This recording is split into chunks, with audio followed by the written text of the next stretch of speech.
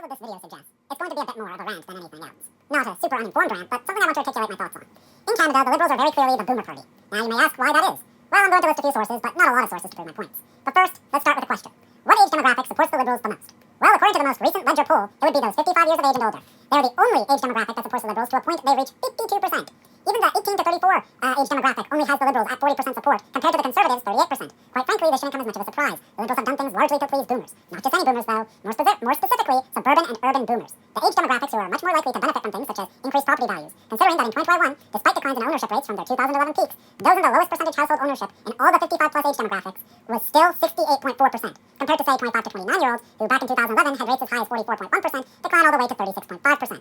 That's a good way to not exactly make political friends. Now, one could argue that housing is largely a provincial issue. However, to deny that the federal government has zero responsibility on the matter would be very unrealistic. As well, politics is kind of about perception. If people perceive that a level of government should do more about an issue, they're going to be upset when that level of government does not. Which it isn't just housing, where the federal Liberals side with the older age demographic on. OAS is something that the Liberals have refused to reform. To be eligible for OAS, you pretty much have to be at least 65 years old. You can still be employed as well, mind you, and get OAS. In fact, you can make as much as $148,451 from other income sources and still qualify for OAS. However, what is really insulting to a lot of younger Canadians is how much the government spends on OAS, which is billions of dollars each year, compared to how much is being dedicated to the youth of Canada, which from the numbers I could find is about $1.6 billion spread out over a couple years, which is pretty insulting when OAS was estimated in 2023 to cost $77.8 billion just for 1 year alone. So getting 2% of what at this point most boomers get in Canada is pretty insulting to the youth, yet very advantageous if you're a boomer. This overfixation on one age demographic is what is causing the youth to lose a lot of support for the Liberals. Because keep this in mind, in 2015, the Liberals won the youth vote in a landslide. They had 45% of the youth support, and the Conservatives had 20%. Now the Liberals and Conservatives are nearly neck and neck for this age demographic.